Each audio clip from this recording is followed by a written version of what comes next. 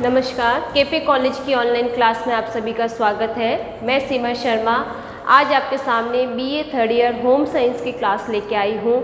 आज हम first paper के अंदर थर्ड चैप्टर का सेकंड पार्ट पढ़ने जा रहे हैं। इसमें आज हम पढ़ेंगे परिवार के कार्यों के बारे में। पिछली क्लास में हमने पढ़ा था कि परिवार क्या है, उसकी विशेषताएँ क्या हैं।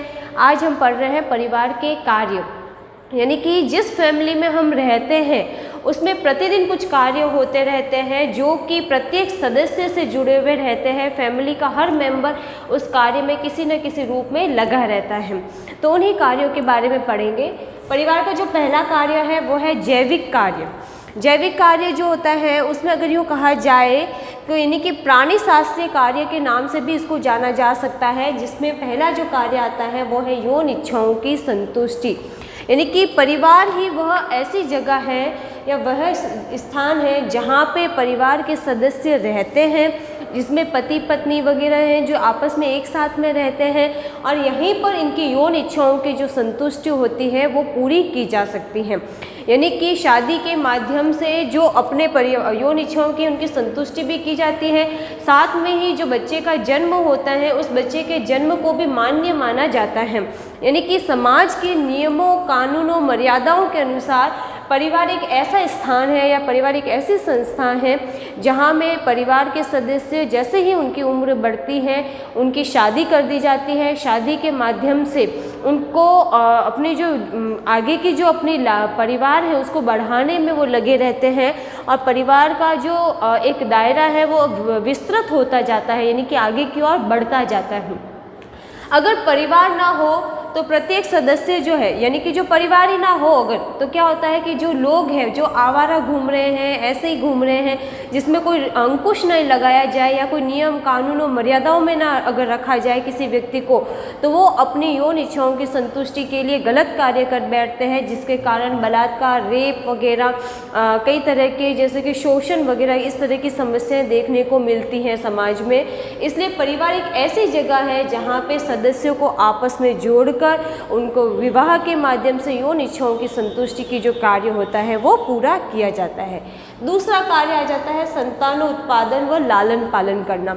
परिवार एक ऐसा धुरी है या ऐसा चक्र है जो निरंतर बढ़ता जाता है, यानी कि वो कभी भी संकुचित नहीं होगा, वो हमेशा विस्तृत ही होगा। यानी कि संकुचन विस्तृत प्रक्रिया साथ में चलती रहती है।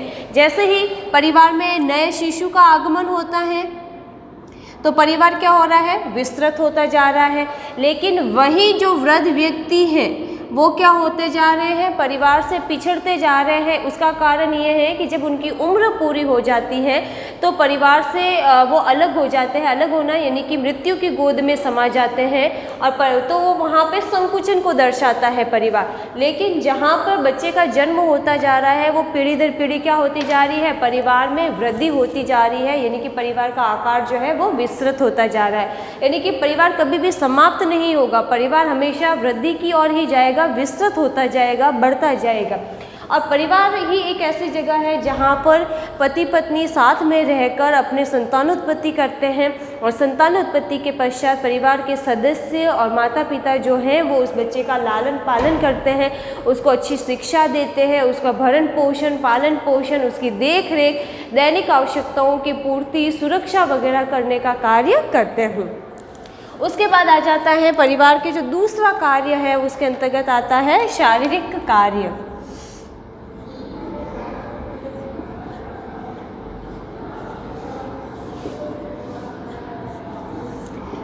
शारीरिक कार्य के अंतर्गत अगर देखा जाए तो जो पहला कार्य है वो है शारीरिक संरक्षण का कार्य।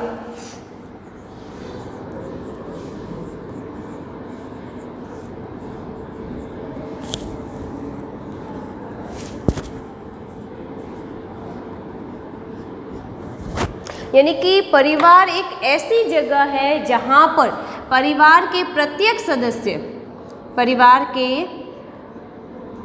प्रत्येक सदस्य कि क्या की जाती है, देख रेख की जाती है। देख रेख करना यानी कि उनका संरक्षण किया जाता है। उनको किसी भी प्रकार की बीमारी वगैरह या दुर्घटना या किसी दुख समस्या के समाधान जो होते हैं वो परिवार में ही मिलते हैं। वहाँ पर उनकी पूरी देख रेख वगैरह की जाती है, उनका पूरा ध्यान रखा जाता है और इस तरीके से क्या होता है, उनको शारीरिक रूप से संरक्षण वगैरह पूरी तरीके से प्रदान किया जाता है। जैसे कि कई बार जैसे कि अगर देखा जाए सर्दी हो चाहे गर्मी हो, बारिश हो, किसी भी प्रकार का मौसम हो, इन सभी मौसम से बचाव कहाँ पर होता है, परिवार के अंदर ही हो पाता है। दूसरा आ जाता है इसका जो कार्य है वो है परिवार के अंदर भोजन। भोजन हो जाएगा, वस्त्र एवं आवास की आवश्यकता।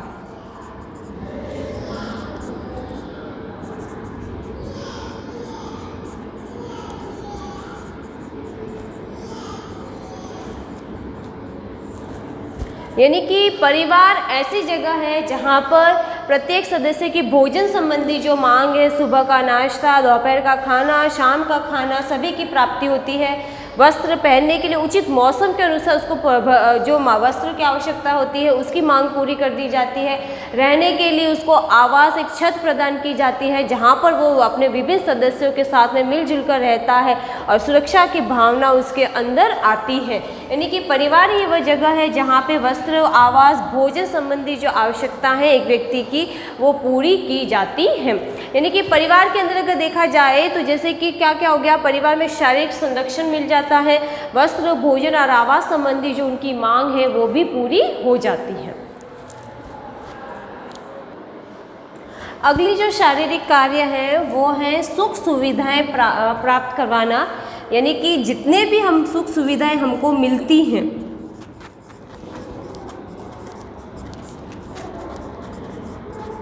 सुख सुविधा का मतलब है कि मनोरंजन के साधन हो गए, वाहन हो गए, या हमारे पढ़ाई से संबंधित जो हमको सामग्री की आवश्यकता है, हमारे विश्राम से संबंधित जो सामान की आवश्यकता है, यानी कि जो दैनिक जीवन में हमारे जो प्रतिदिन के जो भी उपकरण सामग्री काम में आ रहे हैं वे सभी क्या आ जाते हैं, हमारी सुख सुविधा प्रदान करने वाले।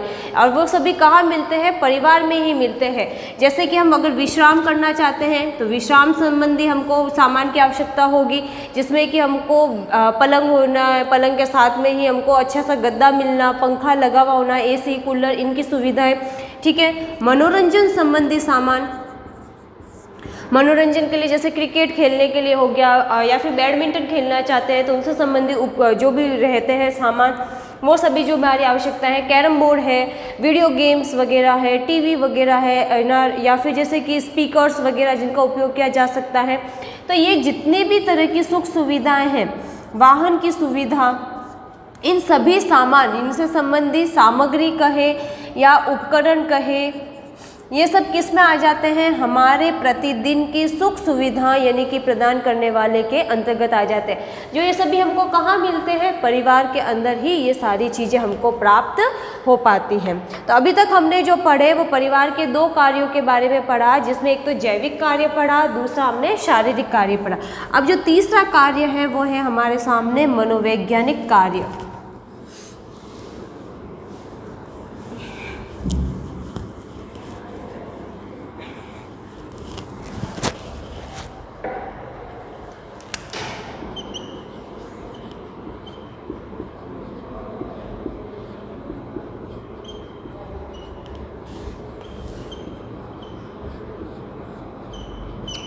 मनोवैज्ञानिक कार्य के अंतर्गत अगर देखा जाए तो पहला कार्य जो होता है वो होता है प्रेम एवं स्नेह का कार्य। प्रेम एवं स्नेह,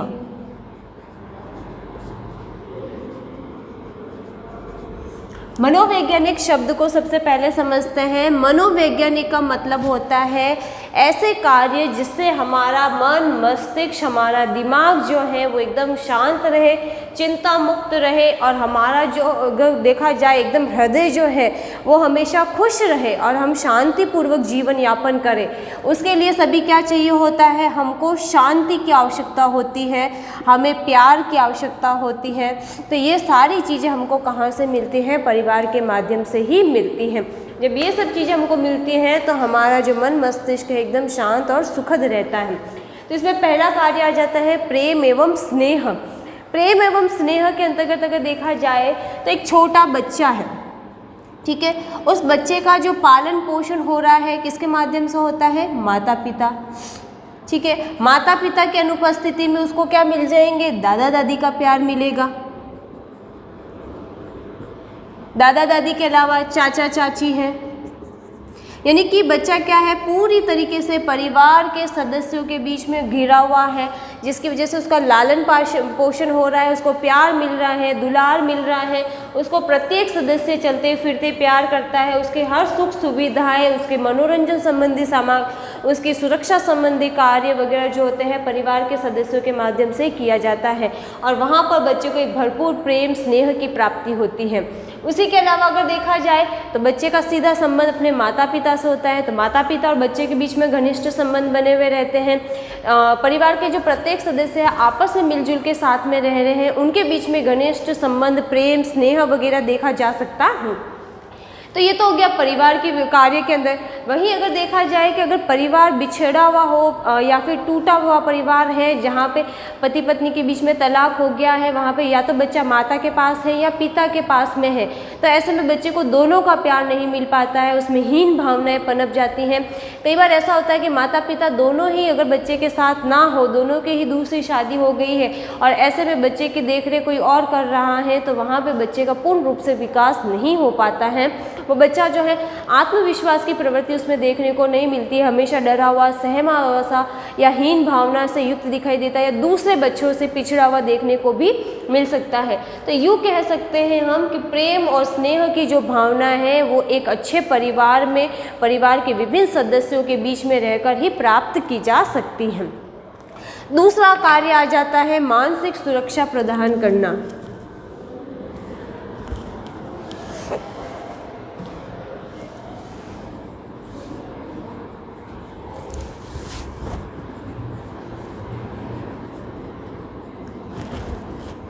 मानसिक सुरक्षा का तात्पर्य यहाँ पर है कि परिवार जो होता है वो प्रत्येक सदस्य को मानसिक रूप से सुरक्षित महसूस करवाता है, क्योंकि बालक का बहुमुखी व्यक्तित्व का यहाँ पर विकास होता है। क्योंकि बच्चा क्या है, बहुत सारे लोगों के बीच में है, दादा दादी, चाचा चाची, ताऊ ताई, मामा बुआ है, उसकी बहनें हैं, भाई हैं, उसके माता पिता हैं, और भी परिवार के जो सदस्य हैं उनके बीच में है।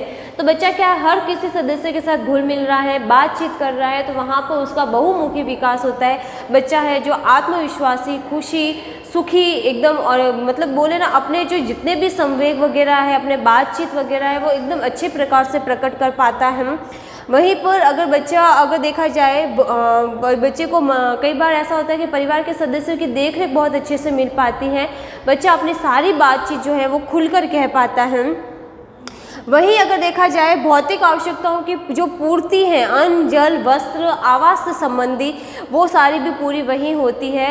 परंतु जो मन की भूख है, भूख तो सम्मान, आदर, प्यार, प्रेम और सहानुभूति और जो ये सभी होती है, वो भी हमको वहीं परिवार में ही मिल पाती है। प्रत्येक सदस्य एक दूसरे के साथ में जो रहते हैं वहाँ, उसकी वजह से क्या होता है, एक अच्छा सा माहौल मिल पाता है, अपनी भावनाओं को हम बता पाते हैं, हमारी भावनाएं समझी जाती है, परिवार के सदस्यों के माध्यम से देख रेख की जाती है। यानी कि कोई भी समस्या है तो समस्या का समाधान मिलजुल कर किया जाता है, तो जिसकी वजह से क्या हो जाती है, मानसिक रूप से एक व्यक्ति सुरक्षित अपने आप को महसूस करता है। फिर तीसरा जो कार्य आ जाता है वो आ जाता है आर्थिक कार्य, चौथा कार्य है आर्थिक कार्य। आर्थिक कार्य यानी कि परिवार के प्रत्येक सदस्य जो हैं उसमें परिवार के भोजन संबंधी, आवास संबंधी, उनको शरीर वस्त्र संबंधी, उनकी दवाई संबंधी, उनकी पढ़ाई संबंधी जितनी भी आवश्यकताएं हैं उनकी पूर्ति आर्थिक रूप से सक्षम होने पर ही पूरी की जा सकती है। यानी कि परिवार के जितने भी सदस्य हैं वो सभी आर्थिक रूप से जो कमाने वाले सदस्य हैं वो अपना आय अर्जित करके परिवार के उन सदस्यों की जो भी आवश्यकताएं हैं पूरी करते हैं। यहाँ पे जितने ज़्यादा सदस्य होते हैं उतनी ही आय अच्छी होने की आशंका रहती है, और वो सभी मिलकर क्या करते हैं, अच्छी खासी जो होते हैं वो अपनी जो परिवार के सभी सदस्यों की देखरेख कर पाते हैं, उनकी आवश्यकताओं को पूरा कर पाते हैं। जिसके अंतर्गत पहला कार्य जो आता है वो है उत्पादक इकाई।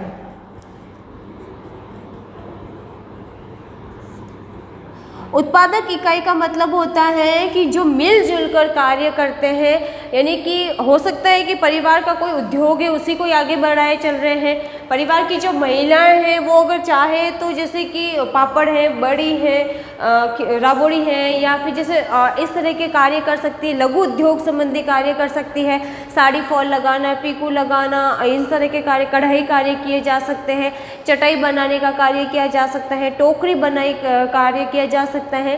तो ये क्या है, लघु उद्योग वगैरह कार्य करके भी परिवार में उत्पादन इकाई को बढ़ाया जा सकता है। कृषि कार्य है तो उसमें सहयोग किया जा सकता है, तो उत्पादकता में और वृद्धि की जा सकती है। दूसरा कार्य आ जाता है बचत एवं विनियोग।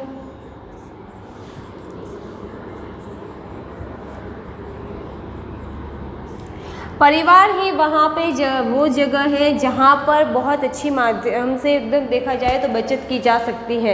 यानी कि अगर कमाने वाले सदस्य ज़्यादा हैं तो सभी का जो आय आती है उन सभी का बंटवारा समान रूप से सभी सदस्यों की आवश्यकताओं की पूर्ति में कर लिया जाता है, और जो पैसा बच जाता है उसको बचाकर आगे की और किसी अन्य कार्य में भी लगाया जा सकता है, जिसको विनियोग कहा जा सकता है। जैसे कि आपने अगर बैंक में फिक्स डिपॉजिट कर दिया तो भी वो विनियोग ही है, कोई संपत्ति खरीद ली वो भी विनियोग है, या आपने कोई उपकरण खरीदना चाहा तो वो भी विनियोग हो गया, या फिर आपने जैसे कि एक मुश्त राशि जो है वो जमा कर ली जाती है, ये सभी क्या है, विनियोग है। प्रॉपर्टी खरीदना ये भी विनियोग है।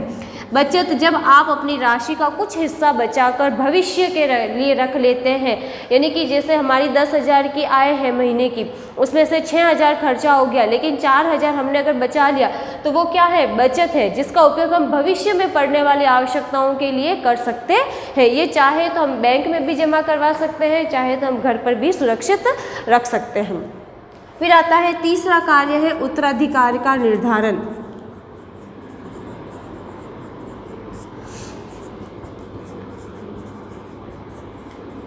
ये प्रत्येक परिवार का एक कार्य होता है जिसमें हमेशा उत्तराधिकारी का निर्धारण किया जाता है। माता पिता के पश्चात उनकी जो भी संपत्ति है उसका उत्तराधिकारी उनका बच्चा जो रहता है वही होता है। अगर मातृ सत्तात्मक है तो उनकी बेटी भी हो सकती है, अगर पितृ सत्तात्मक है तो उनका पुत्र भी हो सकता है। यानी कि माता पिता के द्वारा जो भी अर्जित किया गया है अपनी पूरी लाइफ में, वो उसका अधिकारी जो होता है परिवार के किसी सदस्य को बनाया जाता है। तो उसमें क्या होता है, अपने उत्तराधिकार का एक निर्धारण किया जाता है जिस पे सारा हक जो होगा परिवार की, जो भी आय है, जो कुछ भी उनकी जो प्रॉपर्टी है, उनका मकान है, गाड़ी वगैरह है, उसका जो हक होता है वो उस व्यक्ति को मिलता है। उसके बाद में आ जाता है अगला जो कार्य है वो है सामाजिक कार्य।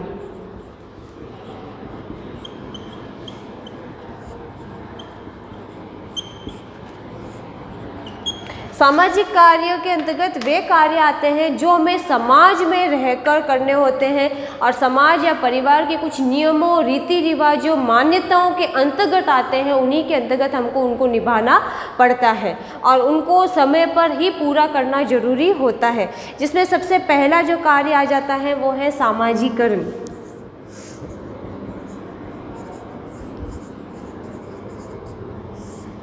सामाजिकरण का तात्पर्य है कि बच्चा जब जन्म लेता है तो वो एक उसमें समाज संबंधी कोई भावनाएं नहीं होती है। जब बच्चा नवजात है, जब 2 महीने का, महीने भर का बच्चा है, जब तक उसको कुछ भी समझ नहीं आ रहा है तब तक उसमें सामाजिकरण की भावना नहीं। लेकिन जब बच्चा पहली बार अपनी माँ का चेहरा देखता है तभी उसमें जो होता है एकदम खुशी की भावना देखी जाती है। वो अपने माँ को चेहरा पहचान लेता है तो उसमें पहला जो सामाजिकरण का गुण देखने को मिलता है।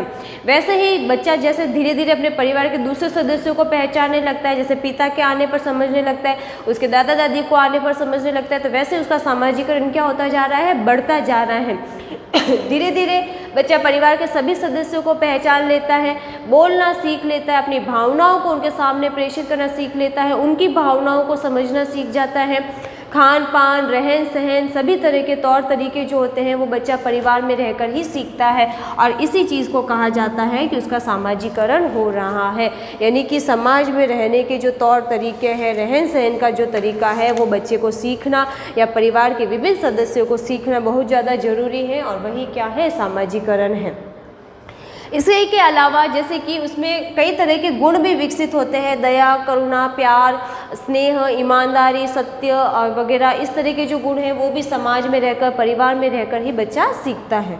फिर आता है दूसरा जो कार्य है वो है सामाजिक स्थिति निश्चित करना।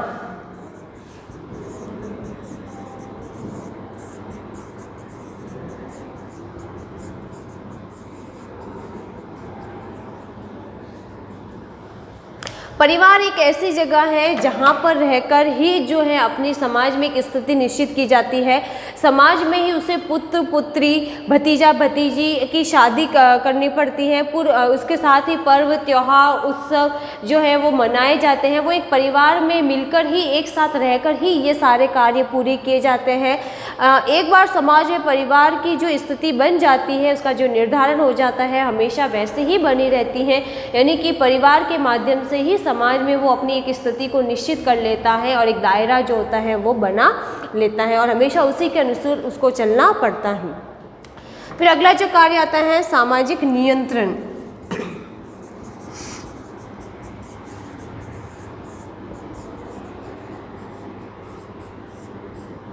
परिवार एक ऐसा स्थान है जहाँ पर रहकर सामाजिक नियमों को पालन करवाना जो होता है वो सिखाया जाता है।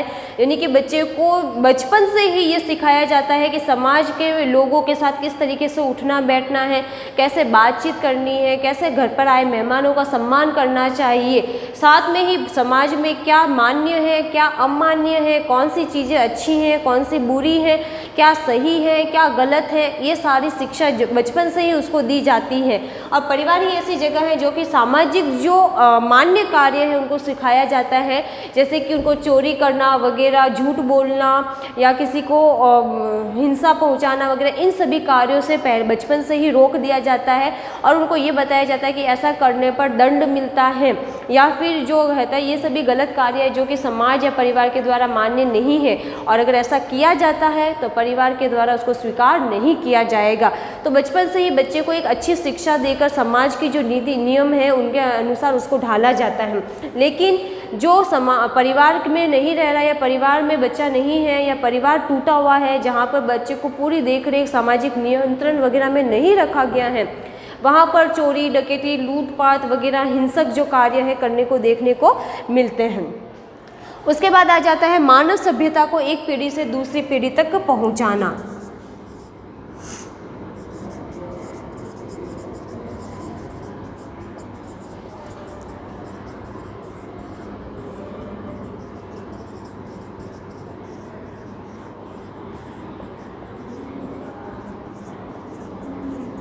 यानी कि परिवार ही वो स्थान है जहाँ पर जो कुछ भी हम सीखते हैं, जो हमारे त्यौहार हैं, रीति रिवाज हैं, मान्यताएं हैं, परंपराएं हैं, जो हमने सीखा वो हम हमारे बच्चों को सिखाते हैं। यानी कि ये एक पीढ़ी से दूसरी पीढ़ी तक हस्तांतरित होते हैं। जो हमने हमारे वृद्ध बुजुर्गों से सीखा था, हमारे माता पिता से सीखा था, वही शिक्षा हम हमारे आने वाली पीढ़ी को भी देते हैं और ये निरंतर एक पीढ़ी से दूसरी पीढ़ी में चलने वाली प्रक्रिया रहती है। जो कि परंपराएं, रीति रिवाज जो होते हैं वो हम बचपन से ही हमारे बच्चों को वगैरह को हम शिक्षित करते जाते हैं और सिखाते जाते हैं। जो यानी कि ये क्या होती है, जो भी हमारी सभ्यता है वो एक पीढ़ी से दूसरी पीढ़ी तक हस्तांतरित होती जाती है। फिर आ जाता है शादी विवाह में मदद मिलती है। परिवार वह जगह है जहाँ पे शादी विवाह संबंधी जो कार्य है अच्छे से होते हैं।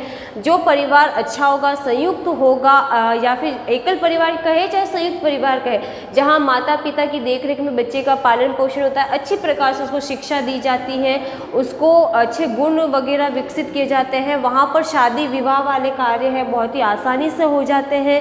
और वे परिवार जिसमें टूटे हुए परिवार हैं या माता पिता वगैरह हैं, उनका कोई भी जैसे कि रोल नहीं है या बच्चे पर ध्यान नहीं दिया जाता है, अब बच्चे जो है माता पिता की बात नहीं मानते हैं, अलग रहते हैं, अलग अपनी बातें करते हैं या अलग तरह के माहौल में है, या ऐसा कहा जाए कि वो युवा पीढ़ी जो कि भटक जाती है, गलत रास्ते पर चली जाती है, वहाँ शादी विवाह संबंधी जो कार्य होते हैं थोड़े मुश्किल हो जाते हैं। यानी कि परिवार ही वह जगह है जहाँ पे शादी विवाह वगैरह जो कार्य किए जाते हैं और बच्चों को अच्छी शिक्षा देकर उनको एक पीढ़ी से दूसरी पीढ़ी की ओर हस्तांतरित भी किया जाता है ताकि उसको आने वाले भविष्य में वो अच्छे से आगे की ओर बढ़ सके। उसके अलावा कुछ धार्मिक कार्य भी आ जाते हैं।